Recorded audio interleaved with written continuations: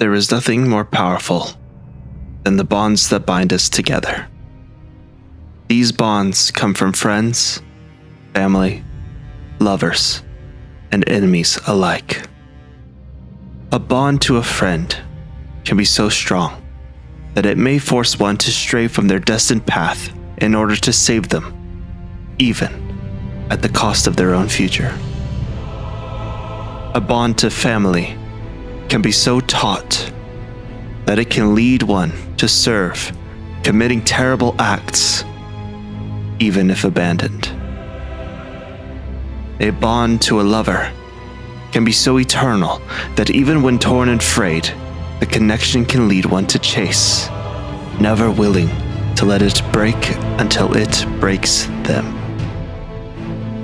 And a connection to an enemy can drive one to stop at nothing until the knot is torn asunder. Connections guide us to all places in life. They give us a purpose, a path, a structure to follow. For when those connections are broken and we are left alone, that is when chaos takes control. The burning in my head lashes at my mind as I re-enter the chamber beneath the Capitol. In front of me, the door screams in harmony with the flame, demanding my attention. As I walk closer to the door, the agony blurs my vision with tears, but I will not fall. This flame promises a path to change the world. I accept this path. As I reach out to the door, the flame burns the images in my mind of the future promised. The pain I will inflict on the world for the promise of a new one to come. I accept my sacrifice and begin to open the door.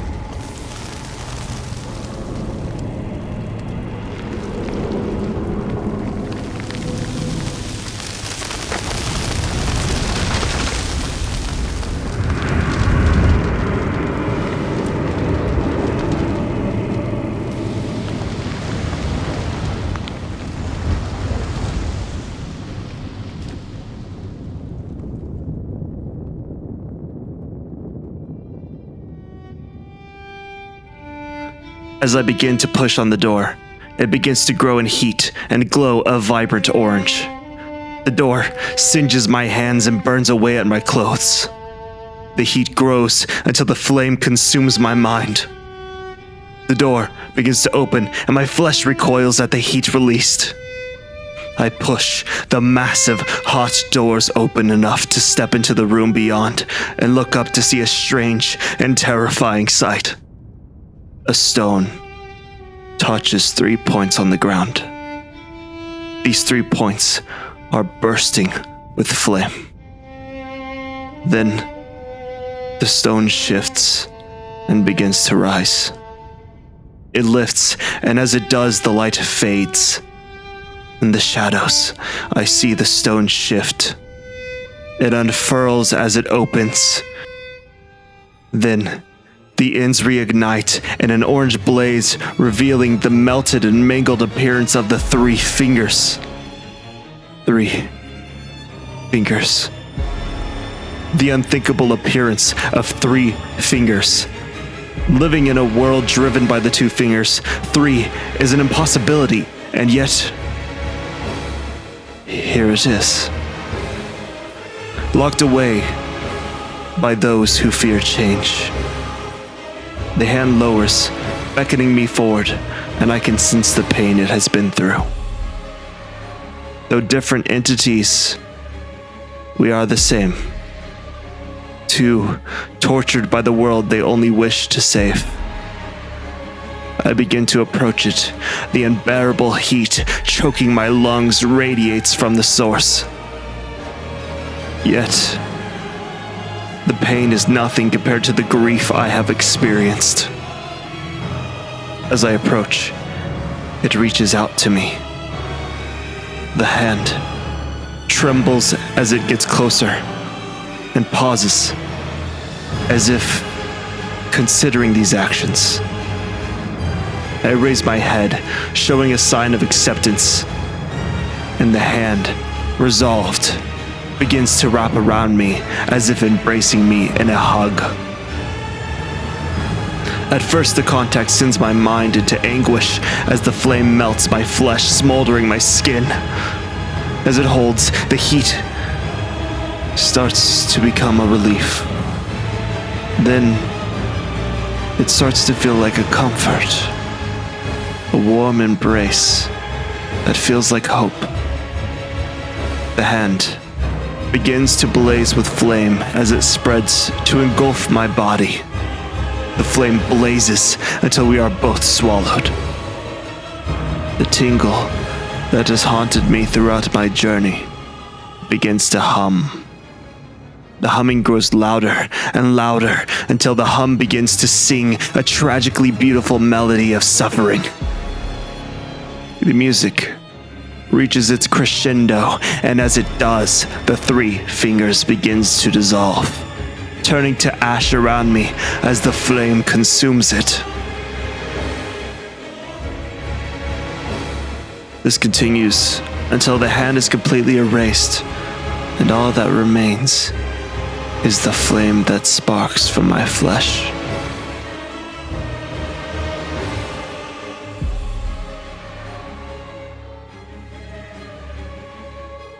The flame disperses, and I am left alone in this chamber. My eyes filled with a warm heat, and my soul bursting with energy. A burn mark now covers my body, the shape of the 3 fingers, which blessed me with the ability to carry on their dreams. With this new power in my soul ignited, I will carry out the wishes of the 3 fingers, and carry out a rebirth.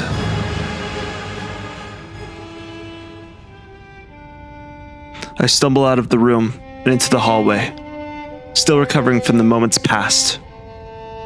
I make my way to the Grace and sit to recover strength, as I always have. A blue mist appears in front of me as Melina approaches. You have inherited the frenzied flame. A pity. You are no longer fit. Our journey together ends here. And remember, should you rise as the Lord of Chaos, I will kill you. As sure as night follows day, such is my duty. For allowing you the strength of runes. Goodbye, my companion. Goodbye, Torrent. She is leaving, angry at me for giving in to the flame. Even if it is to save her and everyone else, she does not care, for she wishes to do her role. She can threaten to kill me, for I have taken this role as a sacrifice to save everyone. So she leaves, and I am alone to finish this journey. I stand from the grace, and a buzz enters my head. What I once had mistaken as a tickle in my mind, I can now properly interpret. It is less of a tickle and more of a whisper. This itching feeling, which guided me to many a place of importance, was a whisper this whole time in a language I simply could not comprehend. Now, it speaks to me. It guides me.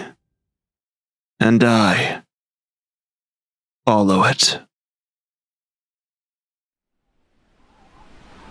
The sensation guides me back to the consecrated snowfields, where I had discovered the portal of Moog's palace. In this land, I follow the voice and it guides me through the snow until I come upon an old abandoned town, where some buildings lie in ruins and others remain vigil. The buildings and streets are made of stone and built with intricate design. This town was made with a strong foundation. As I walk through this town, I pass the spirits of wolves. They do not seem to take notice of me and go about their business. As I approach the top of the town, I find an old, worn-down Evergaol, but only the center disc sits here. I approach the activation stone and read its inscription. Light the 4 figures in the Evergaol. I activate the Evergaol, and all light fades. When the light returns, I notice I am still in the town, but the sky has turned to black. It appears the entire town is the Evergaol. At the top of the building in front of me, I see a ladder climbing this side up to a statue that sits atop, glowing with a dim white light. I make my way through the town towards the statue and touch it. Once I do, a candle on the statue lights with flame. I see another statue on a roof nearby and begin to make my way towards it. 2 archers begin to shoot at me to stop my approach. These must be the prisoners locked away to protect this Evergaol. I start to scramble, dodging their attacks, and make my way to the statue. I continue this until all 4 are lit. Once the last one is lit, the light fades again. When it returns, I find myself standing on the plate once again. From here, I notice stairs nearby and make my way to them. I climb my way up this long staircase and find a portal sitting at the top. Propped up here, separated from the rest of the town. It seems the Evergaol allowed access to this portal. I approach and activate it. As I do, the light once again fades. When the light returns, I find that I am no longer in the town, but am now standing on the branch of a massive tree. The branch has mushrooms growing on it, a resemblance to the land of Caelid, a sign of scarlet rot. In the distance, I see many branches stretching out covered in rot. Standing on the branches and playing tunes on their horns are the same strange white creatures that I found in the capital. These creatures are known as the Oracle Envoys. It is said that this monstrous band of musicians only appear playing their pipes to herald the arrival of a new god or age. Their music floods the air, and I look past them, tracing the branches back to their point of origin.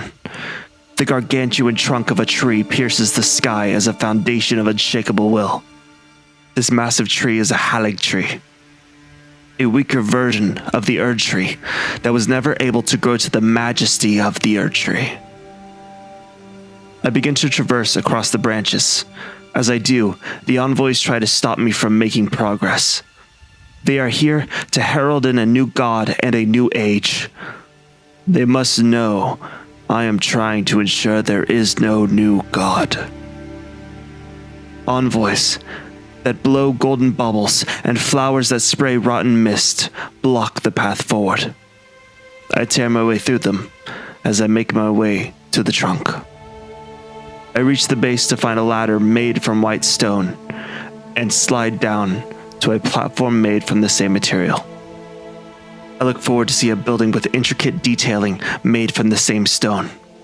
Someone or something has built a pathway for travel. I traverse across these stone paths, passing beautifully carved statues and immaculate columns. I come across many a creature as I travel, misbegotten, which are those born with scales, wings, tails, horns, or fur. They raise their hands towards the sky as a sign of worship to something, and I strike them down. Shambling corpses covered in rot, which are those of undeath infected with the plague of scarlet rot, mirror the sign of worship, and I slay them all the same. Large flowers that manage to sprout and find life, birthing anew from the rot that destroys all, bringing beauty from death. And I cut the weeds. Spirits, in the likeness of snails, summon spiritual visions of stronger creatures to protect their home and keep themselves safe. Even so, too weak to stop my path.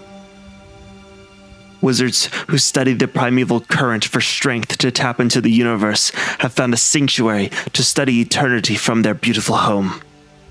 I give them the eternity they seek. Any whom I see, I give to the flames. This path leads to an archway where two statues sit on either side. They depict a woman hugging a child, giving them comfort. I pass between the statues and into the large open platform ahead. As I enter, I see the area is empty. But on the far side is another archway. This one covered in a golden fog. Out of the golden fog rides an armored woman on an armored horse, and she begins to gallop towards me. I recognize this warrior as Loretta, the spirit whom guarded the Carrion Manor where Ronnie resided. This, however, is not a spirit, but the woman herself. She fights using the same skills as her ghostly mirror, but this one fights with purpose. She fights to protect the one whom claims this tree. When Renala fell, Loretta left in search of a haven for the Albinarics, somewhere they could live without persecution. For her people were not made by the Erd Tree, but instead made by human hand. Loretta traveled for some time until she came upon this Halig Tree, where her people were promised a place of peace. This is a place of freedom for any who face persecution. Loretta will do anything to ensure her people live in peace, and thus she protects it from me. Though I will bring peace to all, and I already know her movements. Loretta falls, a failed warrior. Though she mustn't fear, for I bring renewal. The fog wall disperses, and I make my way to the exit. This leads to a platform that connects to the trunk of the tree. A set of stairs guides down, wrapping around the tree, leading to a ladder that extends far below to a platform. This leads to an elevator that lowers down to the base of the Halig Tree, Elphael. Crossing a stone bridge, a knight clad in golden armor with red trailing from their helm guards the path. I take out this wrought knight and continue through a temple. I continue across this beautiful path overgrown with root from the tree. Many opponents block the path. Knights clad in white cloth with the symbol of tree on their breasts and golden crowns on their helms, I skewer across balconies. Rotten crystallians, humanoid life forms made from crystal corrupted by scarlet rot, I shatter them. Scarlet rot knights, clad in gold with red ribbon trailing from their helms, I thrash them. Rotten Erd Tree avatar, a wooden guardian made from the power of the Erd Tree corrupted by the power of scarlet rot, I chop them. This guides me to a gate that I enter and follow the halls. Root protrudes from the stone, and I climb it, following it into a hole in the wall. I find myself in the trunk of the tree, where a lake of rot pours down as a waterfall. The power of rot keeps this tree alive. I make my way through the rot, slaying servants of rot, centipede-like creatures born from the rot. Far below, I can see the tree, spotlighted by cracks in the trunk. I cross the room into another hallway and drop down a ladder into a sewer. The sewer exits to a drop where a branch of the root leads off to a different path. I follow these roots and fall into a cathedral filled with the servants of rot. I tear through them and make my way down an elevator made from stone. The elevator descends deep down into the base of the tree. The elevator stops in a stone hallway where roots carve their way through the structure. At the end of this hall is a doorway. I make my way through the hall, through the doorway, and down a set of stairs that stop at a golden fog. My head bursts with frenzy at the presence of the room. I have arrived at the chosen destination. I follow the guidance of the whispers into the fog and enter the chamber ahead.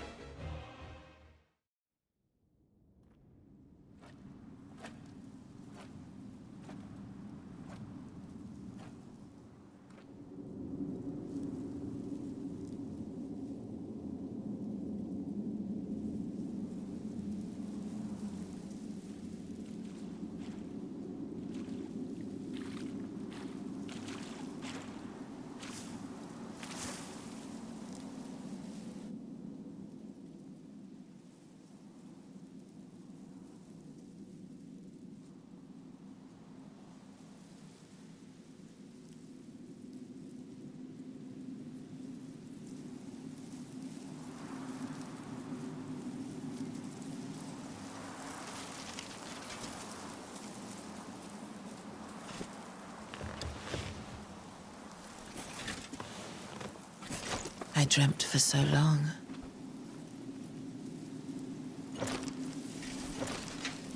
My flesh was dull gold, and my blood rotted. Corpse after corpse left in my wake,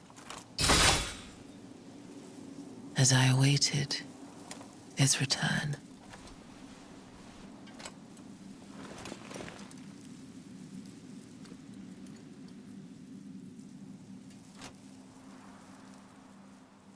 Heed my words. I am Melania, Blade of Mikola.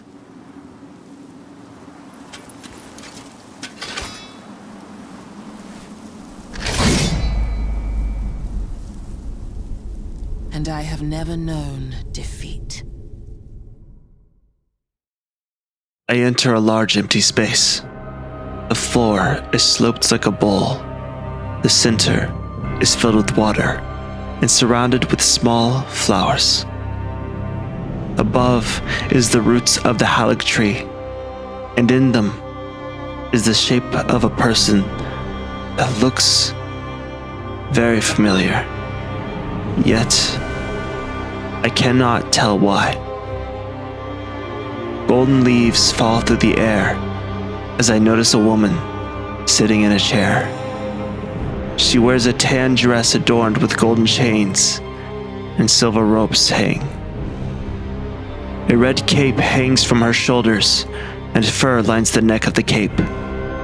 She is missing her right arm, and the other appears to be wrapped in some sort of golden cloth. Her hair is vibrant with a fiery red. She sits in a chair with her one hand placed on the tree, and her face tilted up to look longingly upon the figure carved into the roots. A golden helmet with wings and a golden right-handed gauntlet lay on the earth covered in leaves. A breeze blows the leaves off them, and the woman stands, revealing 2 prosthetic legs made from gold. She says, I dreamt for so long. as she begins to approach the armor. As she kneels down to pick up the armor, she says, My flesh was dull gold, and my blood rotted. She picks up the gauntlet and brings it to the socket where her right arm should be, as she states, Corpse after corpse left in my wake. The shoulder pauldron connected to the gauntlet snaps into place as she shoves the armor onto the socket. A long blade extends from the arm as it locks into place. As I awaited his return, She reaches down and grabs the golden winged helmet. She lifts the helmet to her head as she stands up straight.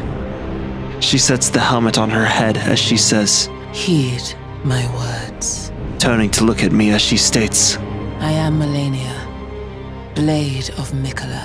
She brandishes the blade before holding it out to her side, brandishing a very long katana blade made from gold and attached to her arm as she finishes with, And I have never known defeat. Melania and her brother Miquella were the twins born from Consort Radagon and Queen Marika. Both children were born with unique afflictions. Where Miquella was born with the curse of perpetual youth, Melania was born with the curse of scarlet rot. Scarlet rot is a poison that was brought to the lands between by an outer god. Scarlet rot melts down any substance, and in doing so, corrupts it, killing life to begin a new plagued land full of disturbing creatures and plants. Melania was born with scarlet rot, chosen by the outer god to become the arbiter of rot. The scarlet rot slowly began to tear away at her, starting from the inside, then moving to the outside. The rot took her eyes, legs, and right arm. It tore away at the rest of her flesh, leaving her skin torn and melted. Melania fought the rot, refusing to let it consume her. Her brother, Miquella, discovered a fusion of magic and metal that would lead the ability to block the influence of outer gods. He named this material unalloyed gold. He crafted 2 prosthetic legs, a prosthetic limb with a blade built in, a helmet, and a golden cloth to protect her from the blades of men and the effects of gods. During her years of battle, Melania met a legendary blind swordsman dressed in blue. He once sealed away an outer god of rot, and sensing Melania's predicament, became her master. He trained her in the art of the flowing curved sword. This training taught her a method of slowing the effects of rot in her body, and made her a peerless warrior. Entering the room, my mind pounds. The blade of Miquella. That's when I see it. The face in the tree is Miquella. My eyes set ablaze with the power of frenzied flame. I will erase all that is tied to Miquella. Melania rushes forward and spins, leaping into the air to come at me with a kick using the momentum of her body. I roll under and turn with a slash that cuts the air in front of her helmet. She raises her blade, and I follow with a quick succession of slashes that slice her skin. She quickly dashes, sliding backwards to gain distance from me, and extends her blade as she does. She stops and pushes off from her foot, rushing in with her sword to pierce like a needle. I duck under her blade, following with a few slashes. She quickly dashes to my side to slash, and as she does, her blood bursts from the cuts on her body as I roll away. She dashes away, and I do the same. 2 warriors, analyzing each other to see what the other will do next. Melania spins and pounces towards me with a slash as I roll under with a returning slash. I miss and cut her with the following as she dodges, returning with a cut across my chest. the two of us, making contact and causing the other to stumble. I rush towards her as she dashes away. I make contact with my blade as she bounces away. She steadily walks forward, imposing an air of authority. As I waste no time rushing in, ignoring her attempt at intimidation, I slice across her abdomen twice as she takes position to go for an attack. I roll forward through her attack, safely escaping as she leaps into the air. She comes down with a downward slash as I roll to safety, spinning to return with slashes across her back. She leaps into the air and I stab forward, knocking her back down as her blood bursts. She dodges behind me and lunges for an attack. I meet her blade slashing across her chest as she stumbles to her knees.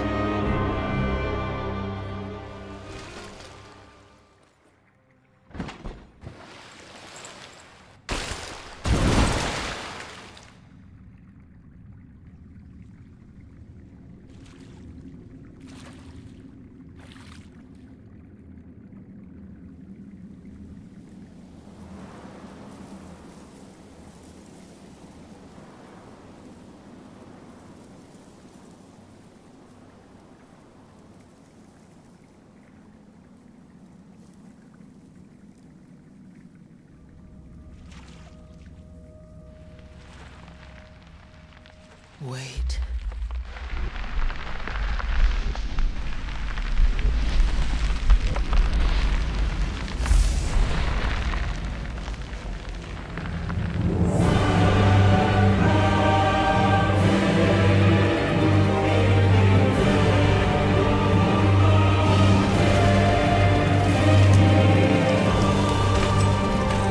The scarlet bloom flowers once more.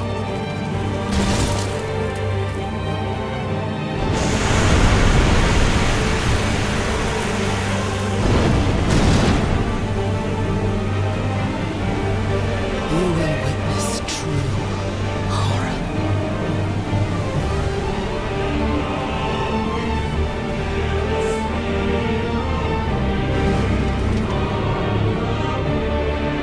Now, rot.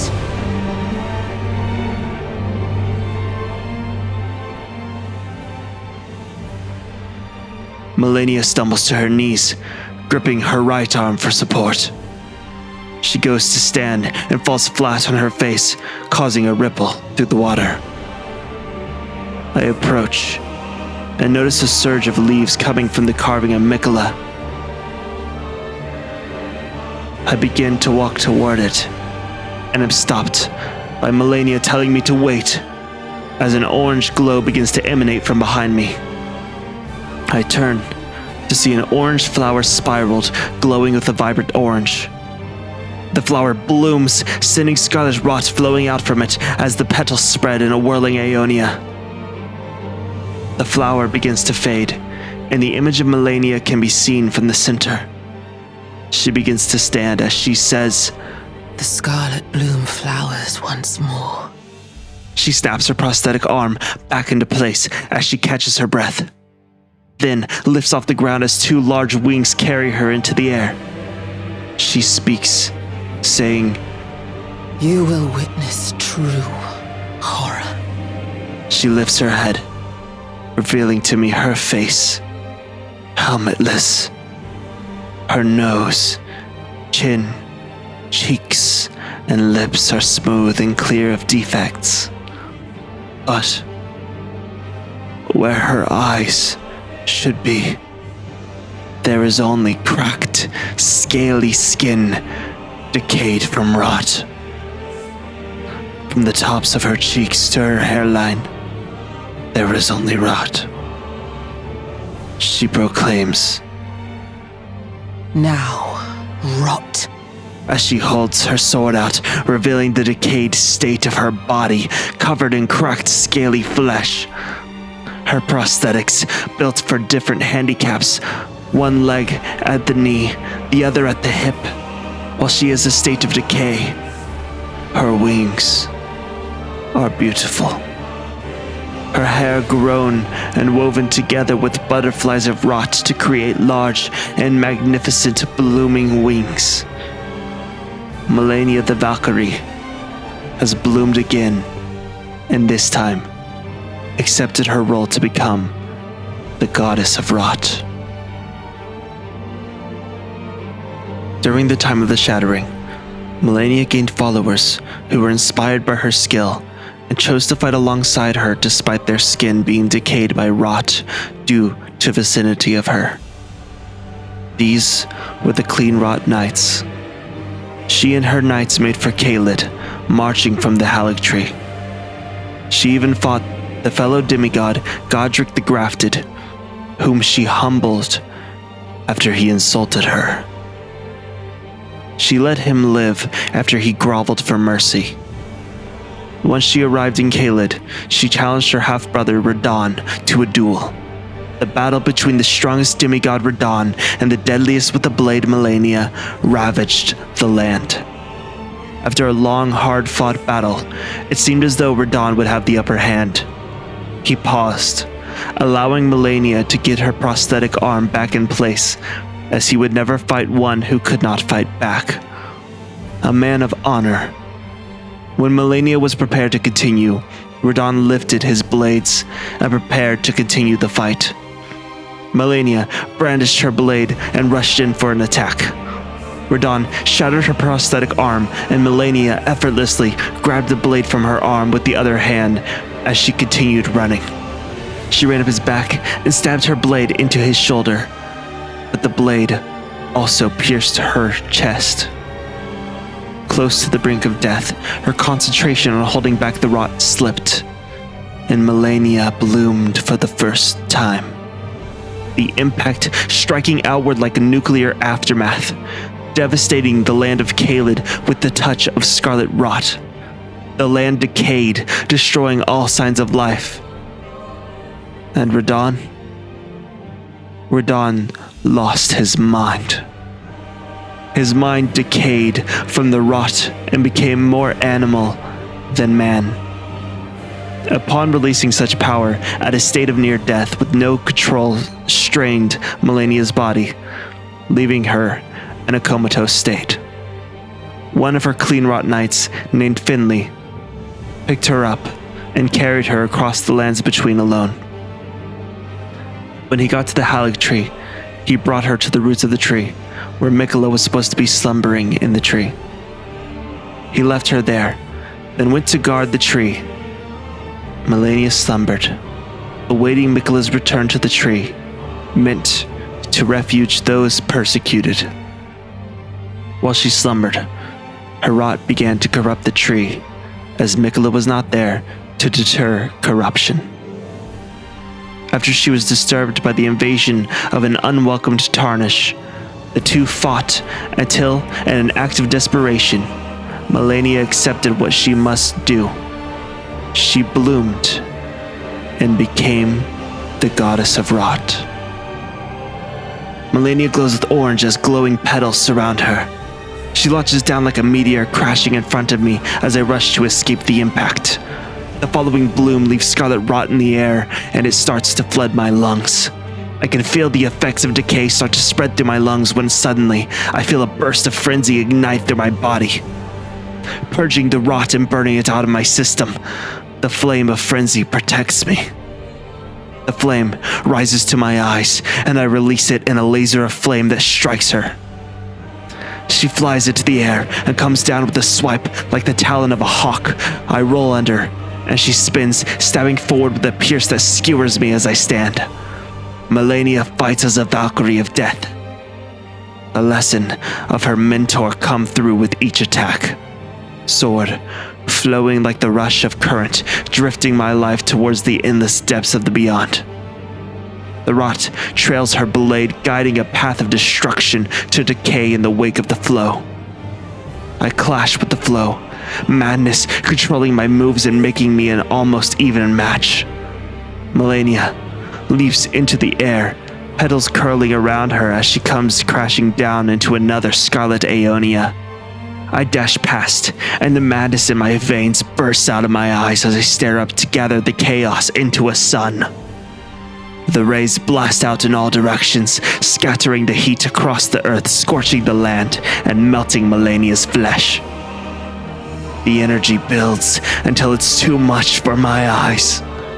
They burn as they throb in pain. I grip my head as it's too much and swallow down the energy as the chaos clears from my eyes. She lashes out with her blade again as chaos continues to pour from my pain. The clash of imposing destructive forces tears away at the tree as the shockwaves shake it to its core.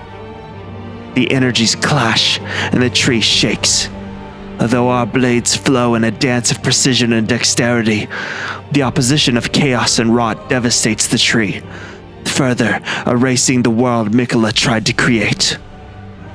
Malenia crashes down with another Aeonia, and I gain distance to recover and prepare myself for the fog to clear. Malenia stands and begins to jog towards me, coming in with a twirl and slash. Her blade strikes me, and I return with 3 slashes. She leaps into the air on the third, with my blade catching her foot. The chaos takes me, and I become a blur with my blade. Dashing back and forth, slowly tearing away at flesh and armor, my blade becomes an instrument of death. I dash forward, sending out a series of slashes in all directions, each slash shredding the wings of the goddess.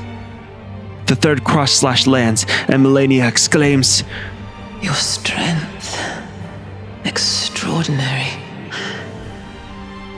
The mark of a true lord. Oh, dear Miquella. Oh, dearest Miquella. My brother. I'm sorry. I finally met my match. As she falls to white dust. Chaos shakes my mind as I feel more destruction of Miquella's influence. He who set me on this path of chaos, and now I can burn away that which he holds close. His legacy. I collapse to my knees, exhausted.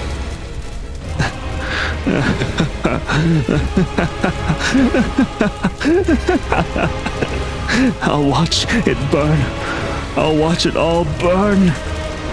I'll watch it all burn. I look up to the image of Miquella, and hatred fills my eyes. Chaos rises to the surface, and I create the sun to vaporize his sanctuary. May chaos take the world.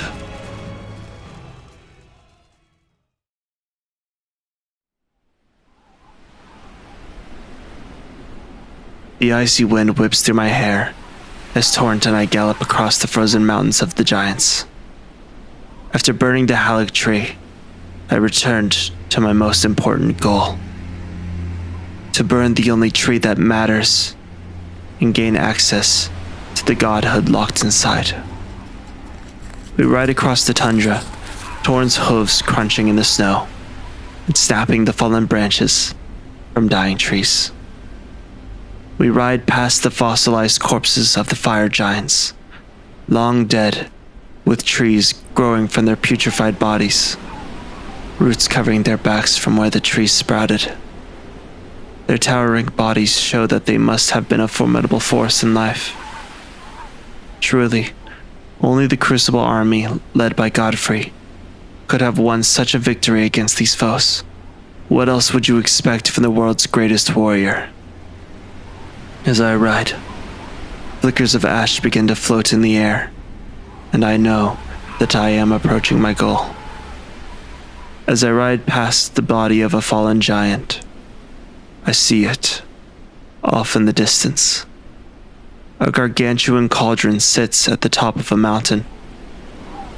It is locked to the mountain with giant chains that keep it from falling into the sea. We gallop in its direction and trace the cliffside to find an entrance. I find a path with a torch sticking from the earth to mark the entrance. Ahead, there was a rock wall with a hole in the wall to allow entrance. This cliff is separated from the mountain, but a chain binds them together.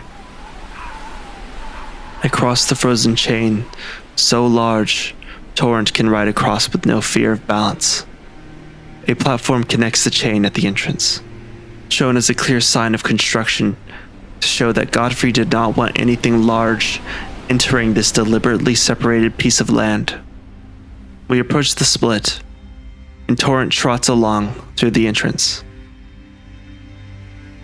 As we enter, I can much better see the cauldron waiting at the top. Not too far now. As we turn to go up the path, I can clearly see someone or something standing there. They hold a large plate on their back and are hunched over from the strain of carrying the weight. I can see orange locks of braided hair hanging over its gray-skinned shoulder. As I approach, it reacts to the sound of the gallop as it lifts the plate from its back and turns to look at me. I can now see the orange hair trailing from its head and across its shoulders like a cloak. The fiery red hair conforms as a beard across its jaw. Torn pieces of air are wrapped around its arms as adornments. Its right leg has a shackle around it, but the left appears to be broken. A branch from a tree tied with a braid of hair wrapped around the leg appears to be used as a splint. It appears that a nose is set in the middle of its chest with a mustache and beard surrounding a mouth. The beard acts as a loincloth to protect its privates from the cold. In its right hand, it holds the plate that was upon its back. The plate is made from stone and has intricate carvings on it. It looks as if it is designed with the intention of scooping. I have seen this creature before, for I have passed many a petrified corpse with the exact same look. What stands before me is the last living fire giant.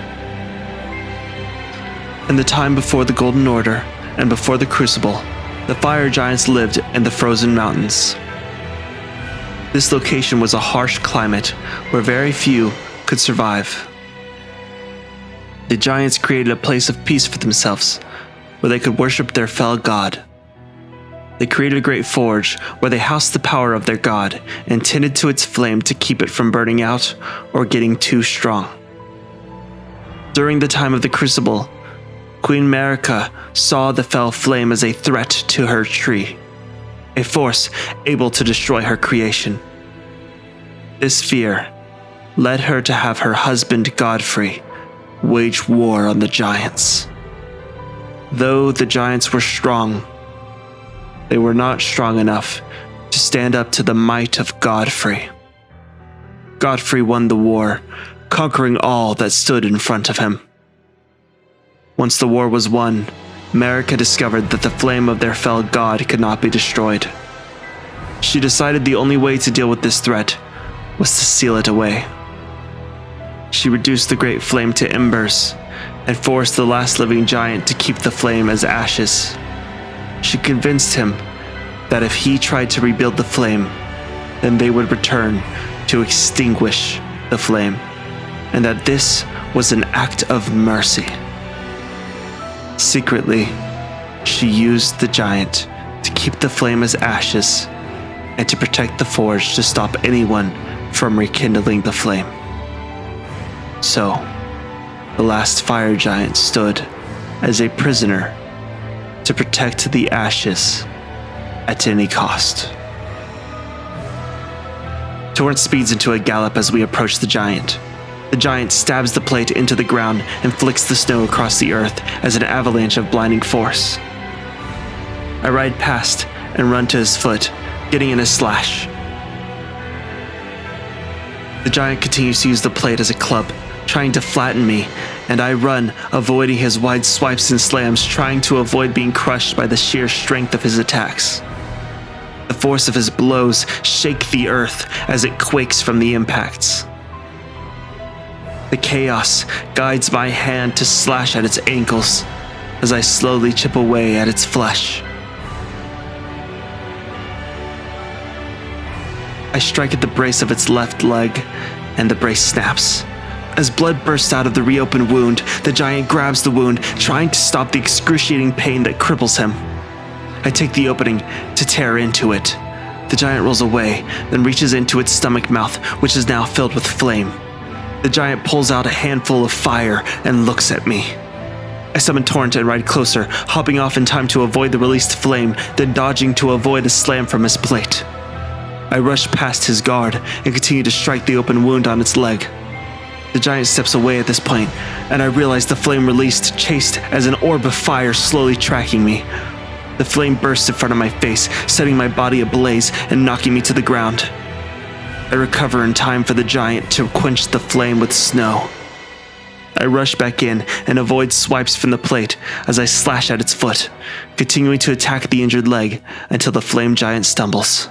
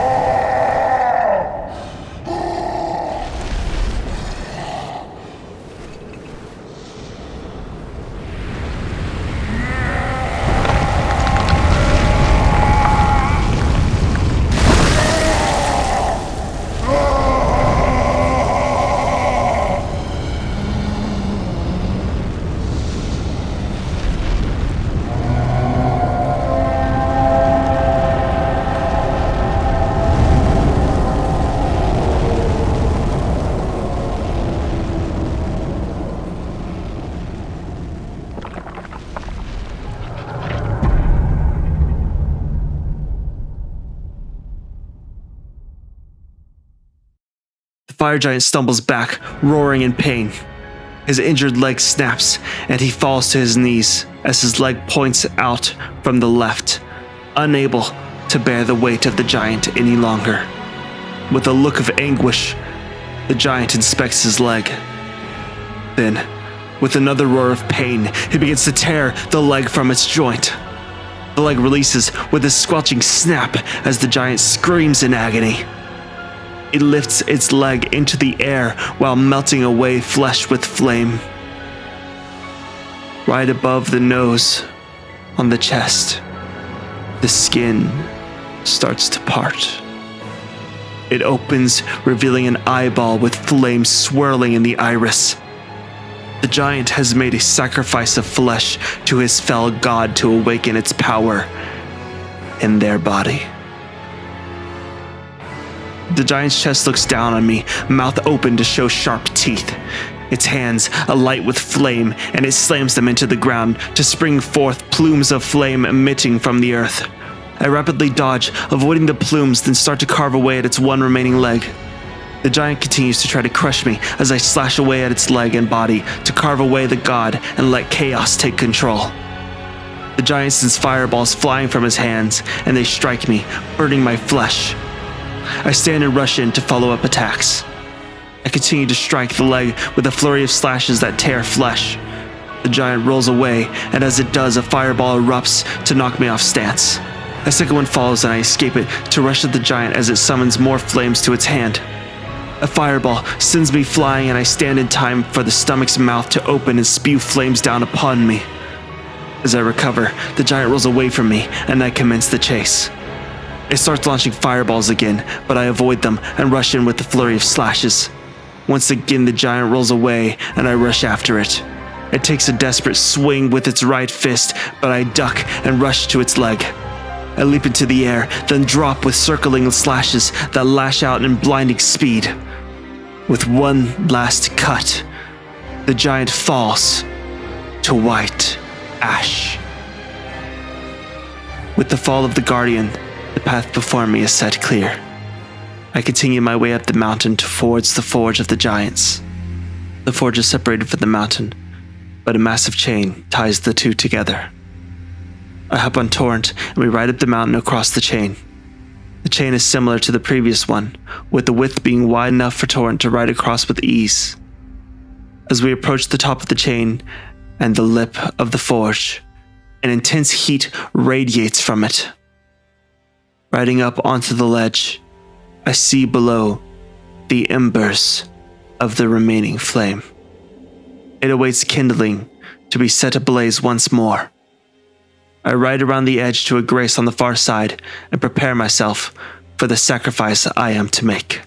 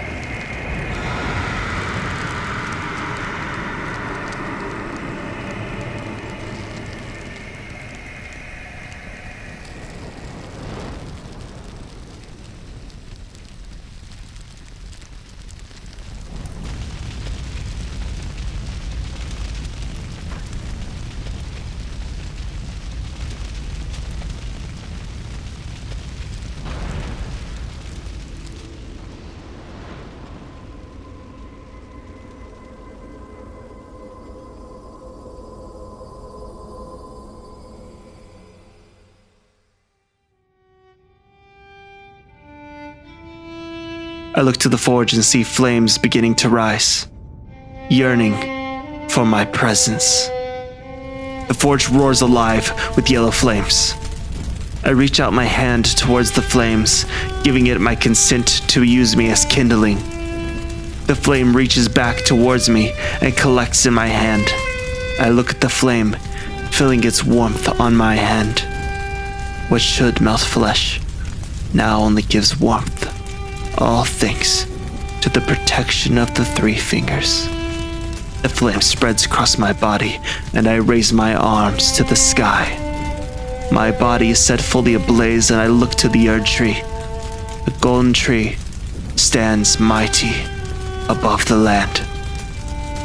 I stand in opposition to it at the forge, as I drop, falling into the flames below. The flames shoot up like a column into the sky. The flame strikes the branches of the Erd tree, setting it aflame and burning the golden leaves. And my vision, everything goes black.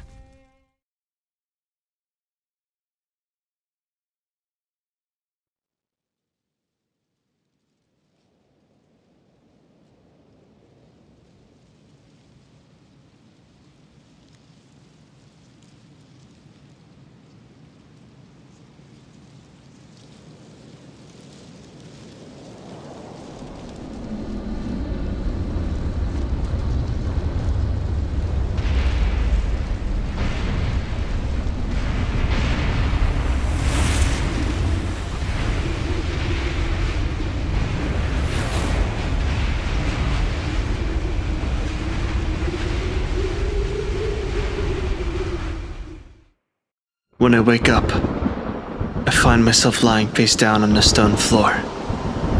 As I make my way to my feet, I discover that I am no longer in the mountaintops of the giants, but have instead traveled somewhere with floating pieces of earth and magnificent stone architecture. Massive tornadoes swirl, collecting crumbling boulders into a vortex. Hundreds of dragons swarm overhead in flocks. In the distance, there is the largest tornado. Red lightning strikes in the center. This tornado keeps the city aloft, frozen in time. I have found myself in the crumbling ruins of Fair Missoula. Ahead of me on the path lies a dead dragon crumpled on the wall ahead. Vines with brown leaves cover the wall. I walk down the broken bridge that I awoke on. Overhead, the dragons fly about. This land is theirs, and I have trespassed into it. I come to the end of the bridge and notice that it is broken. I drop down onto a couple of lower pieces of ruin, then a balcony, and continue forward. I walk through these ruins, coming within feet of a whirling tornado. The winds are deafening, but it has no pull. In the ruins there are beastmen wandering the halls, and they attack me upon sight. After fighting, I continue on. I walk downstairs and exit outside to a fractured circular building. Burial sites line this structure. I begin to make my way across when suddenly my head rings out a sign of a warning as a dragon flies down to greet me. This ancient dragon has 4 wings and scales stronger than stone. It channels red lightning from the sky, breathes fire, beats its wings ferociously, hacks with its claws, and forms lightning into scythes to slash with. The fight is a back and forth, but I best the dragon and continue deeper into the ruins. I fight more beastmen and struggle to navigate as I make my way through these ancient ruins, struggling to find my way through.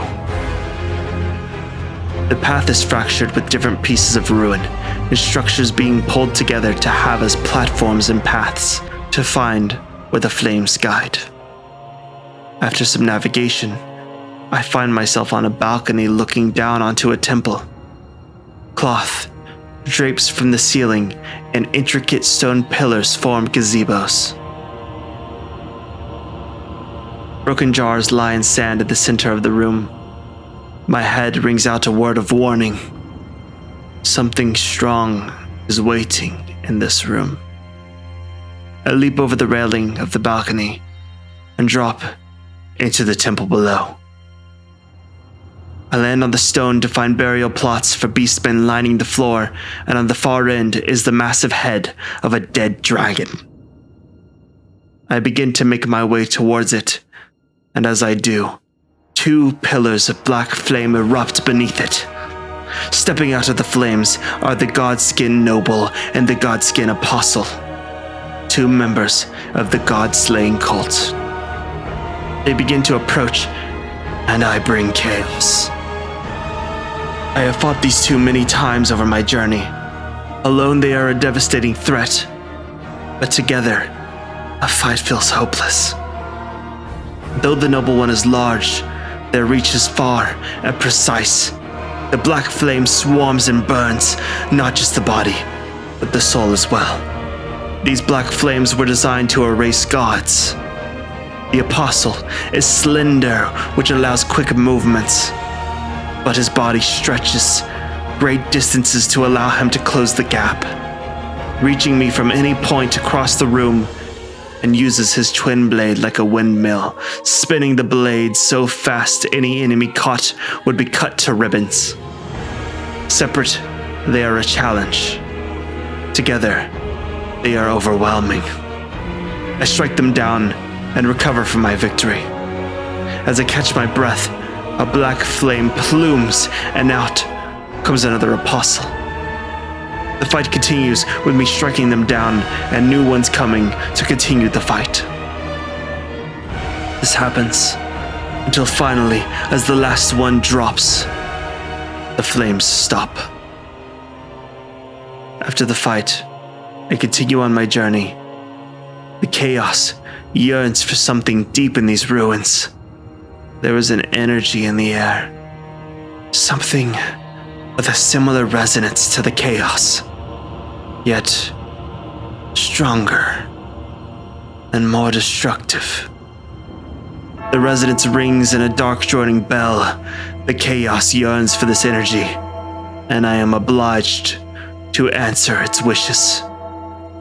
I navigate through the broken, crumbling pieces of ruin that create a path of endless danger. The beastmen guard the path, and any wrong move could end with an endless fall. to the nothingness below. At least none of this could truly end me, for we live in a time of undeath.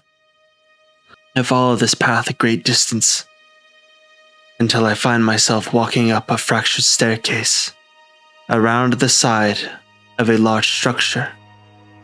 As I near the top of the stairs, I walk up onto the platform to find myself on a massive bridge. I look up to see a massive coliseum with temple-like qualities carved into its stone architecture.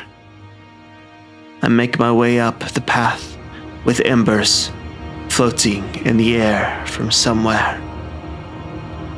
As I approach the large doorway entrance, I see a golden gate covering the opening. I approach the fog, and my brain rings out as it echoes the frequency it has been searching for. It appears that the energy must be on the other side of this door.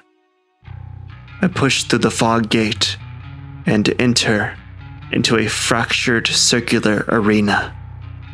Massive stone columns support the structure. On the far end of the room lies a wall with half of it gone from crumbling away. But in the middle is an altar and a symbol. The symbol is 3 circles overlaid with an arc tying them at the top. Roots stretch from the center of the circles down, overlapping the bottom circle. This is a depiction of the Elden Ring in its primitive state. This is a depiction of the Crucible Elden Ring. Sitting below this altar, worshipping its form, is a hulking, beastly figure draped in a brown robe. No details can be seen of this figure, except that it has clawed beast hands and a snout. This beast is Gurranq. The beast speaks as it says, "Thou who approacheth destined death, I will not have it stolen from me again." As he rushes towards me in a sprint, running on all 3s, the right arm is outstretched holding a blade. Destined death. That must be the energy the chaos was sensing. If it was stolen from this figure once, then I have a hunch of who this Gurranq must truly be. But what would they be doing here? I don't have time to think of why, as my head rings out with pain as Gurranq approaches. Gurranq slashes at me with his dagger, cutting across my front. He swipes a second time, then stabs down, carving into the ground as I avoid the attacks. I summon the sun, and Gurranq cancels my attack by throwing a ton of stones in an array that pebble my armor. He then dashes sideways and stabs, swiping the air as I am out of reach. He scrapes his blade across the ground as I stab my spear into his side. I duck his swipe, following through my pierce with a swipe turn, keeping the madness burning his flesh. He slashes as he dashes backwards to get away, cutting me, but not stunning.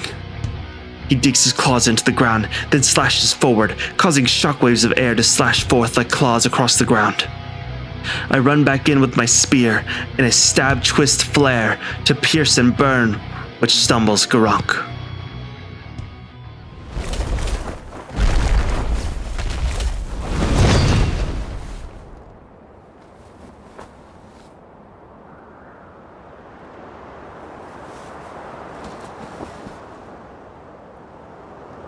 Oh, death.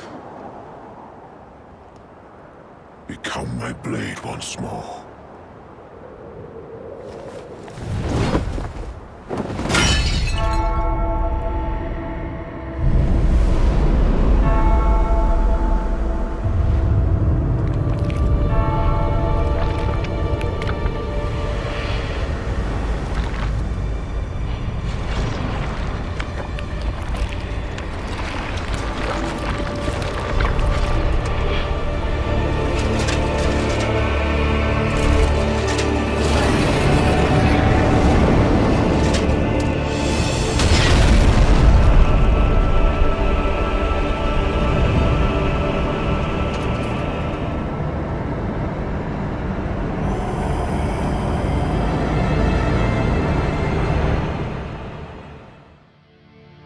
He falls back, roaring in pain, then falls to his knees.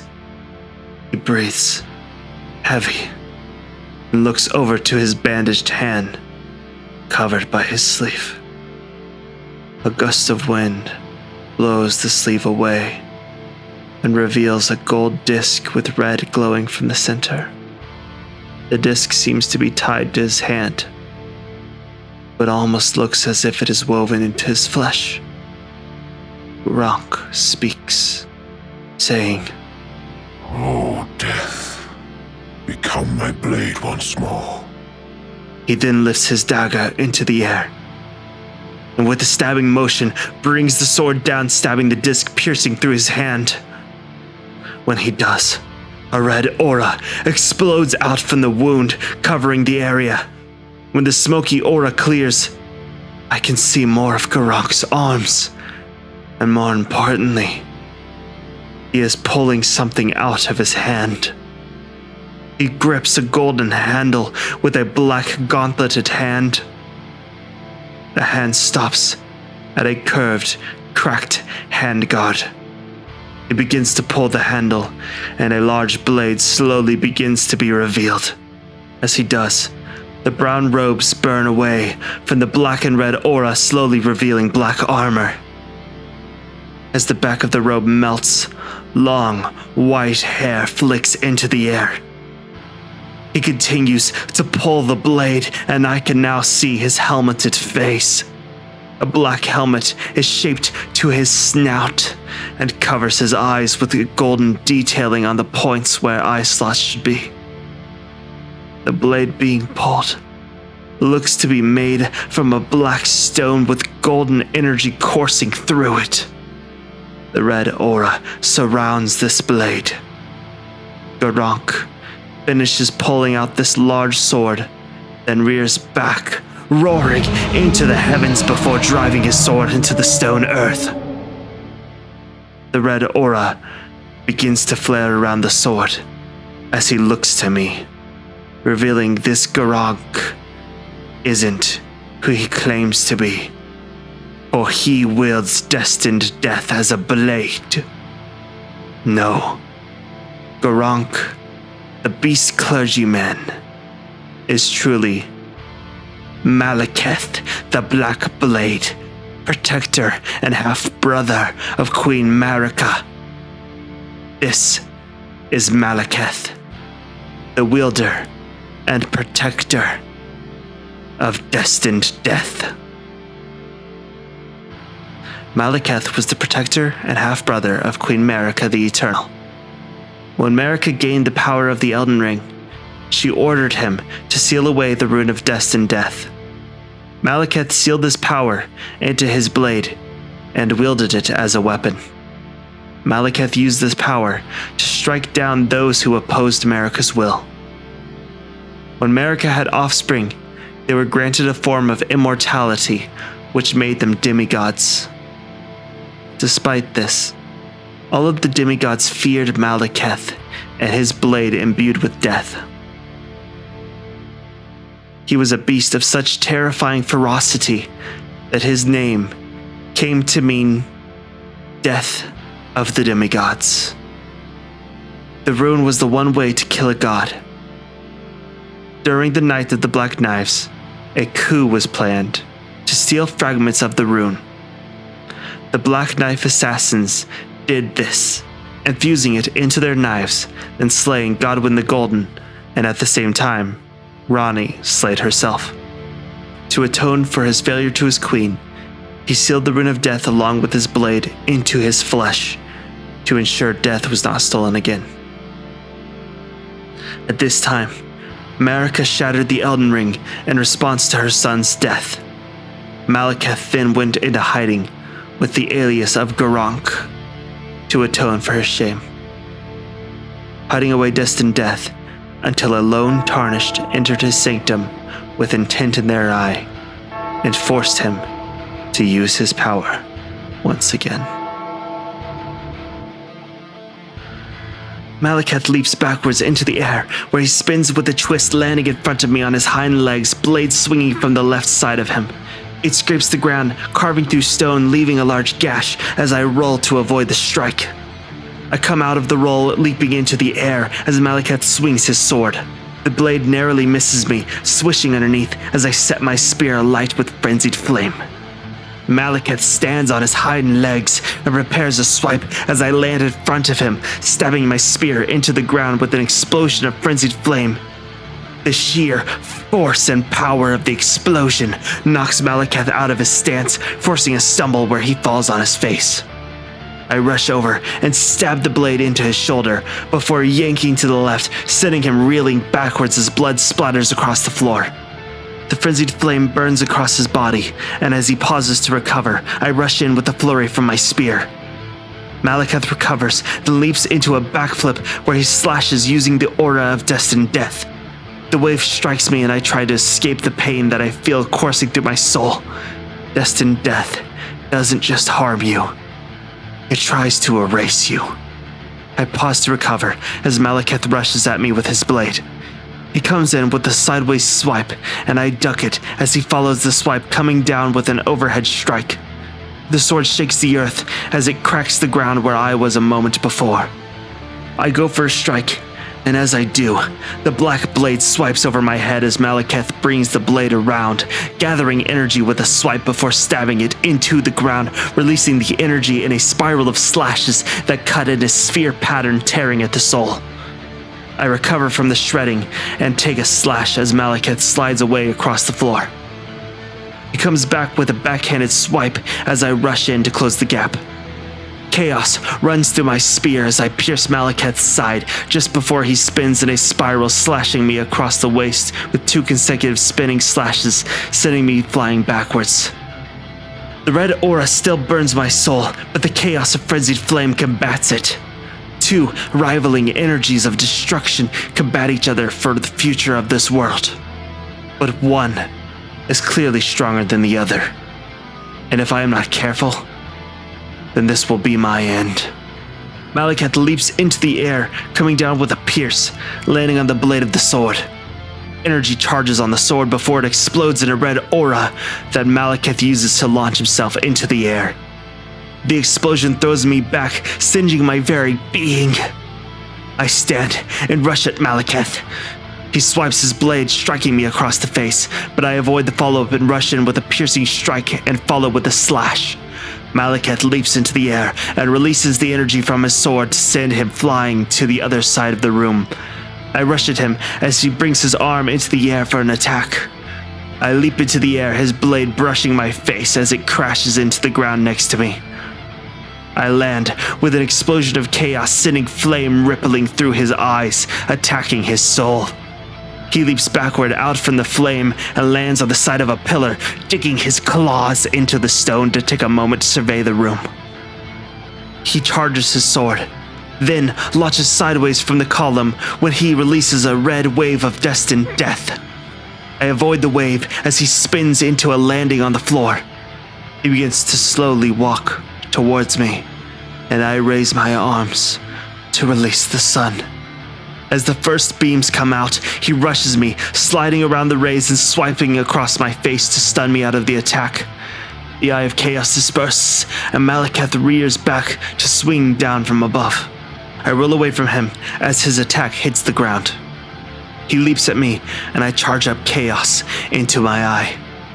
Maliketh lands in front of me, and I release the laser, singeing him as he releases the energy in his blade in an explosion, taking me from my feet. It is clear now why all of the demigods fear Maliketh the Black Blade. Godric could attach new limbs, creating a new body as needed, but Maliketh could will destined death to cut away flesh quicker than could be grafted. Radon was so strong he could hold the heavens at bay with sheer force and make the earth tremble. But Maliketh could wield destined death to cut away the heavens and earth. Malenia's rot tore away at anything it could touch, and healing her in the process. But destined death would burn away the rot and tear away at the soul, leaving her broken.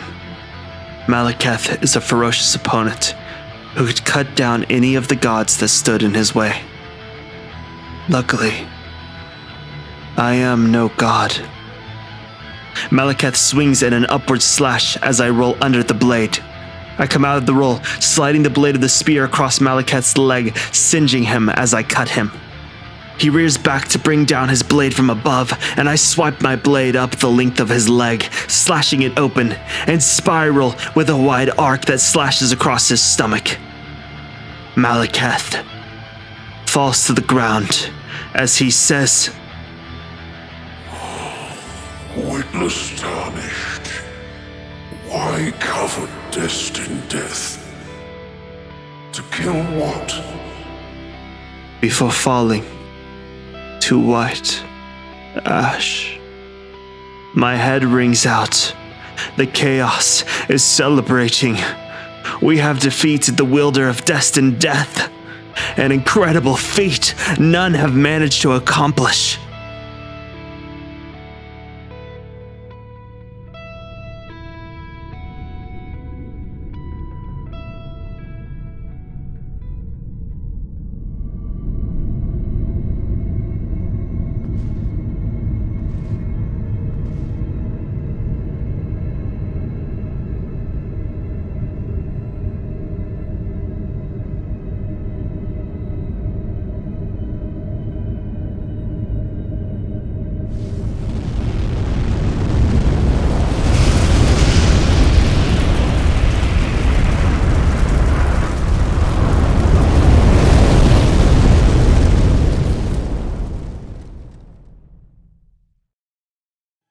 Black clouds of energy sweep through the room before gathering in the center.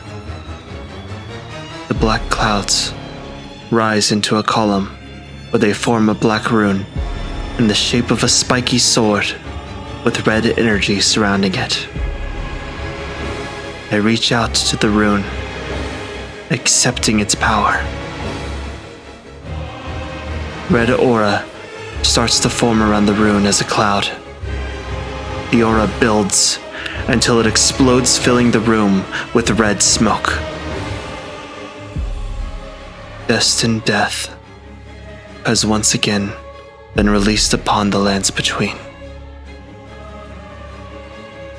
I will wield destined death to strike down Marika, and frenzied flame will wash this world away in a rebirth.